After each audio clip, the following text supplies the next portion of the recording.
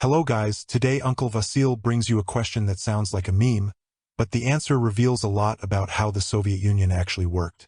Would Joseph Stalin ban MMA? Mixed martial arts, the modern sport of chaos, fists, kicks, chokes, and trash talk. Let's break it down using real history, not fantasies. Section 1. What sports meant under Stalin? Under Stalin, sports were never treated as entertainment. They were tools of the state. The Soviet government believed that physical activity existed to build strong workers, prepare citizens for military service, and demonstrate the superiority of socialism. Everything was organized, disciplined, and ideological.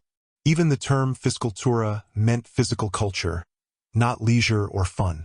In this system, the purpose of sport was simple. It had to serve the state, strengthen the collective, and support the military.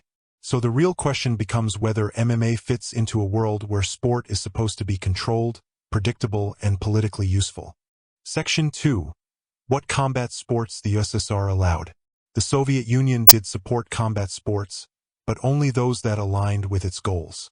Boxing, wrestling, judo, and especially sambo were encouraged because they built discipline and directly supported military training.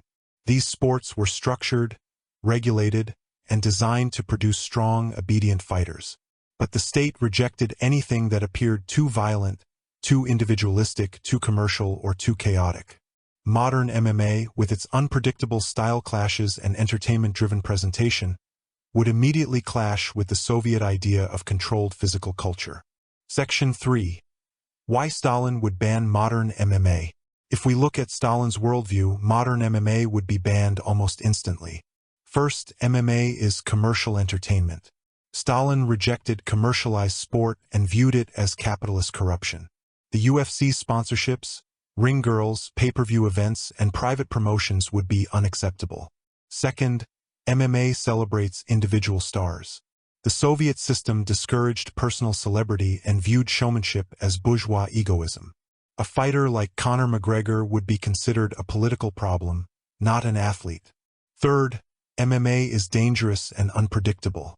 High injury rates would reduce worker productivity, and Stalin's system prioritized industrial output above all else. Fourth, MMA is not directly tied to military training.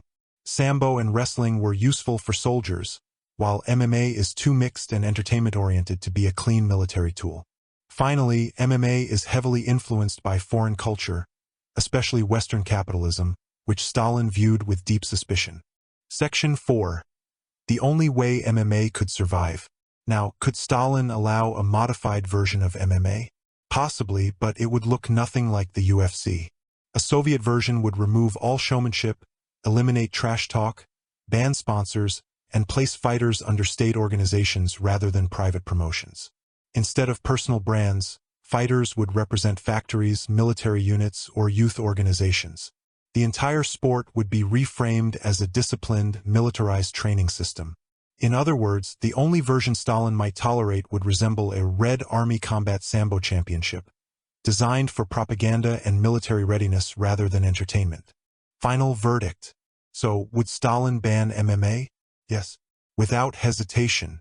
Modern MMA is too capitalist, too chaotic, too individualistic, and too dangerous for the Stalinist system.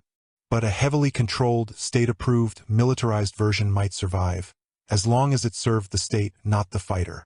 If you enjoyed this historical breakdown, smash that like button like a Soviet boxer smashing a heavy bag. Subscribe for more Uncle Vasil wisdom, where history meets Balkan common sense.